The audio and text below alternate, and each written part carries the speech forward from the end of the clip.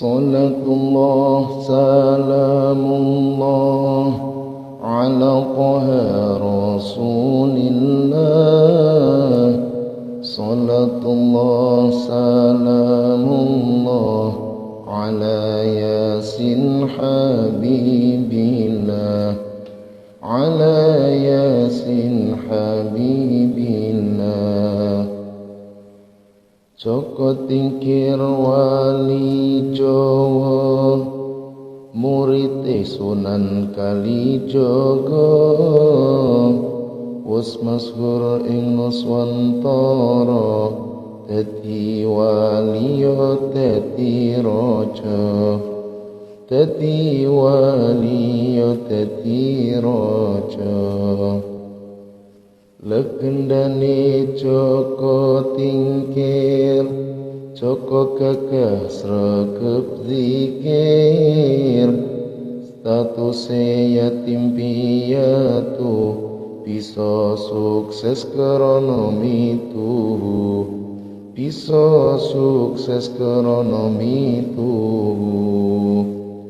Ngabdine ing Demak Bintoro, banjur terus diangkat raja, misine nyebarke agama, agama Islam, agama mulya, agama Islam, agama mulya. Joko Tingkir wali masyhur, Joko Tingkir raja luhur, Joko Tingkir pangkate dhuwur, muga kita ketularan makmur, muga kita ketularan makmur. Salatullah salamullah ala taha rasulillah. Salatullah salamullah ala yasin habibillah, ala yasin habibillah. Bismillahirrohmanirrohim. Assalamualaikum warahmatullahi wabarakatuh. Salam sejahtera untuk kita semua. Semoga kita diberikan kesehatan, kelapangan rejeki, berkah usia, umur panjang, serta dimudahkan segala urusan. Sahabat Surya Utama Official, kali ini kita akan membahas tentang seorang raja di tanah Jawa ini, yaitu Mas Karebet. Tapi sebelum kita masuk ke pokok bahasan, mari kita dukung channel ini dengan cara like, view, subscribe, komen, dan share, agar channel ini semakin berkembang dan dapat memberikan manfaat yang baik untuk kita semua. Sahabat Surya Utama Official, tentu kita pernah mendengar nama Mas Karebet ya. Tapi tahu nggak sih kalian, tentang siapa Mas Karebet itu? Ya, Joko Tingkir. Mas Karebet ialah Joko Tingkir. Siapa sih Joko Tingkir tersebut? Mari kita ulas sedikit tentang beliau. Joko Tingkir adalah santri dari Sunan Kalijogo. Joko Tingkir merupakan putra dari Ki Kebo Kenongo, yang sering disebut Ki Ageng Pengging, putra dari Pangeran Handayaningrat, seorang bangsawan keturunan Majapahit yang disebut juga Ki Ageng Pengging Sepuh, yang menikahi Ratu Pembayun, putri bungsu Prabu Brawijaya. Mereka adalah orang-orang keturunan Majapahit yang bersama dengan para angkatan tua lainnya memilih mati ketika para wali dan prajurit Demak datang untuk menawan dan membawa mereka untuk diadili di Demak, namun kemudian keluarga-keluarga mereka habis dibantai oleh prajurit Demak di bawah pimpinan para wali. Bayi Joko Tingkir berhasil diselamatkan oleh Sunan Kalijogo setelah mata batin Sunan Kalijogo melihat sebuah sinar terang yang bersinar bercahaya di wajah bayi itu. Cahaya wahyu keprabon, yaitu cahaya raja. Dalam pandangan mata batinnya, bayi itu adalah penerus raja-raja Majapahit dan wahyunya sudah turun kepadanya. Oleh Sunan Kalijogo kemudian bayi itu diserahkannya kepada Nyai Tingkir di pengungsian, yang suaminya juga telah tewas dalam pembantaian oleh prajurit Demak. Sejak kecil, Joko Tingkir senang mengembara, ke gunung-gunung, ke bukit-bukit, keluar masuk hutan, mendatangi tempat-tempat wingit dan angker ataupun menyepi di goa-goa. Sehingga ia pun dijuluki Mas Karebet sebab pengembaraannya. Joko Tingkir adalah seorang anak yang bandel dan tak pernah kapok walaupun sering sekali dimarahi oleh ibu angkatnya, Nyai Tingkir, karena sering tidak pulang dan jarang sekali berada di rumah. Wataknya keras digembleng oleh alam, tetapi menjunjung tinggi sikap ksatria dan tanggung jawab. Ia suka sekali datang ke tempat-tempat berbahaya dan terlarang. Menyusup dan mengobrak-abrik sarang penyamun adalah kegemarannya. Semakin berbahaya situasinya, semakin menarik dan menantang baginya. Di setiap tempat yang dikunjunginya, Joko Tingkir selalu menyempatkan diri untuk menimba ilmu kesaktian kanuragan maupun kesaktian gaib. Selain sering menyepi dan bertapa di goa-goa dan melatih sendiri keilmuannya, Joko Tingkir juga sering mendatangi panembahan-panembahan, resi dan begawan untuk belajar agama serta memperdalam keilmuannya. Semakin bertambah usianya, semakin bertambah pula ilmunya, sehingga ia memiliki kesaktian yang sulit sekali dicari tandingannya di antara anak-anak lain seusianya pada masanya. Ia menjadi pendekar pilih tanding. Kesaktian Joko Tingkir menjadi semakin matang setelah ia bertemu dan digembleng oleh Ki Kebokanigara, kakak dari ayahnya, yang walaupun berilmu tinggi dan mampu menjungkir balikkan prajurit Demak dan para wali yang menjadi pemimpinnya, tetapi memilih menyingkir, menjauhi intrik-intrik kekuasaan. Sekalipun Joko Tingkir tidak berguru kepadanya, tetapi ia menerima gemblengannya juga. Joko Tingkir menerima gemblengan dari banyak orang, karena ia mampu merendahkan hati dan menghormati semua orang serta mau belajar. Dan keunikannya, walaupun ia hanya menerima sedikit-sedikit ilmu, tetapi ia mampu mempelajari aspek filosofi dan spiritual dari keilmuannya itu, sehingga ia dapat mengembangkan ilmunya menjadi tumbuh besar berbuah dan matang di dalam dirinya. Joko Tingkir menjadi satu dari sedikit orang yang mewarisi kesaktian ilmu-ilmu tua zaman Majapahit. Ia juga mendapatkan hati dan simpati dari orang-orang tua berdarah Majapahit. Joko Tingkir, tanpa ia sadari, telah membentuk dirinya menjadi wadah yang tepat untuk wahyu dari raja dan wahyu keilmuan yang telah ada di dalam dirinya. Maka setelah mendapat restu dari pamannya Ki Kebokanigara dan ibunya Nyai Tingkir, berangkatlah Joko Tingkir ke Demak. Masih terbayang-bayang dalam pikirannya, pertemuannya dengan Sunan Kalijogo yang menyuruhnya mengabdi ke Demak. Kamu adalah penerus raja-raja leluhurmu. Kamu bukan orang biasa. Kamu adalah anak Majapahit. Kamulah Sang Prabu. Begitulah pesan dari Sunan Kalijogo terhadap Joko Tingkir. Antara percaya dan tidak atas kata-kata itu, Joko Tingkir terus merenungkannya dalam hati, bermuhasabah. Sedikit banyak, Joko Tingkir berharap pada kebenaran kata-kata Sunan Kalijogo, karena di matanya, beliau adalah tokoh pengayom masyarakat yang dapat dijadikan tempat bernaung. Sunan Kalijogo adalah tokoh yang sangat ia hormati. Beliau adalah tokoh yang sangat populer di kalangan rakyat. Sesuai petunjuk ibunya, Joko Tingkir tinggal di rumah pamannya yang menjadi penjaga masjid di Demak, supaya lebih mudah mengambil kesempatan saat ada penerimaan prajurit baru.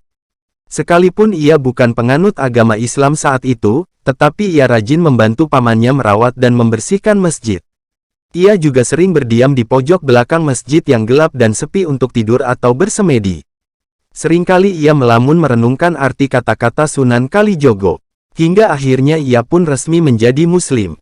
Dalam perenungannya, ia kembali mendapat petuah dari Sunan Kalijogo. Berhati-hatilah dalam setiap tindakanmu, karena kamu akan sering menjadi batu sandungan bagi orang lain. Jagalah, jangan sampai perilakumu membuatmu jauh dari jalanmu yang seharusnya. Raja-raja yang sekarang berkuasa, bukanlah raja-raja yang sesungguhnya. Mereka hanyalah kerikil di dalam sejarah tanah Jawa. Janganlah kamu terbawa arus dalam kekisruhan politik. Dan jangan kamu mengumbar emosimu dan menonjolkan kesaktianmu. Akan tiba dengan sendirinya bahwa kamulah yang akan menjadi pewaris tanah Jawa, dan kamulah yang nanti akan melanjutkan dakwah Islam di bumi Nusantara. Begitulah nasihat dari Sunan Kalijogo kepada Joko Tingkir. Ketika tiba saatnya Sultan Trenggono, Raja Demak, akan sholat Jumat di masjid, banyak rakyat mengerumuni dan menyambut kedatangannya. Joko Tingkir juga ikut di dalam kerumunan rakyat di luar halaman masjid, ingin melihat langsung sosok rajanya. Ketika sang raja sudah dekat, semua orang menunduk memberi hormat. Begitu juga Joko Tingkir. Akan tetapi, ia terlambat menyadari ketika orang-orang lain di sekitarnya mundur untuk memberi jalan kepada rajanya, ia masih diam berjongkok di tempatnya. Ketika sang raja sudah dekat di hadapannya, Joko Tingkir gugup dan dengan masih berjongkok menghormat kepada rajanya, ia melompat mundur sejauh-jauhnya, sampai melewati belumbang parit kecil di belakangnya. Tak urung perilakunya itu diperhatikan oleh sang raja. Sultan Trenggono yang juga memiliki kesaktian tinggi sempat melihat cara Joko Tingkir melompat mundur. Beliau maklum bahwa sang anak muda karena gugupnya, kemudian melompat mundur jauh sampai melewati Blumbang. Mungkin banyak orang yang dapat menirukan melompat mundur melewati Blumbang itu. Tetapi yang beliau terkesan adalah cara sang anak muda melompat mundur. Posisi melompatnya itu masih tetap berjongkok menunduk dan kedua kakinya hampir tidak kelihatan bergerak melakukan lompatan, seperti melayang mundur dalam posisi berjongkok. Sang raja pun menyadari, anak muda ini pasti bukan orang biasa. Ilmu meringankan tubuhnya baik sekali, dan merupakan sosok satria kanuragan tingkat tinggi. Seusai sholat Jumat, sang sultan mencari keberadaan sang anak muda. Maka sang sultan bertanya tentang sang anak muda yang dilihatnya melompat mundur melewati Blumbang kepada sang penjaga masjid. Sambil memohon ampun bahwa mungkin tindakan anak muda itu tidak berkenan bagi sang raja, Paman Joko Tingkir itu mengatakan bahwa anak muda itu adalah keponakannya yang baru datang dari desa untuk mencari peruntungan di Demak. Sang raja mengernyitkan dahi seolah tak percaya, sang penjaga masjid mempunyai keponakan yang sangat tampan dan sebagus itu ilmunya. Kemudian ia memberi nasihat supaya keponakannya itu nanti ikut melamar dalam penerimaan prajurit baru di Demak.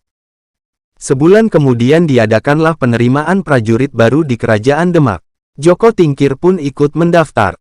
Dengan posturnya yang tinggi, kekar, ramping dan tegap, Joko Tingkir mampu melewati semua tahapan ujian dengan memuaskan. Akhirnya, dengan diterimanya Joko Tingkir sebagai prajurit baru, dimulailah kehidupannya yang baru di dalam lingkungan Kerajaan Demak. Beberapa waktu kemudian diadakan lagi ujian kenaikan pangkat. Joko Tingkir dapat secara memuaskan melewati semua ujian. Bahkan seolah-olah tidak ada kesulitan baginya dalam menjalani semua tes yang diadakan, sehingga membuat penasaran para pengujinya, karena itulah Joko Tingkir, yang masih berpangkat prajurit, sampai diadu bertarung melawan senior-seniornya yang berpangkat kepala prajurit. Bukan hanya satu melawan satu, tetapi dikeroyok melawan hampir seluruh prajurit, dan kemudian 3 orang kepala prajurit sekaligus.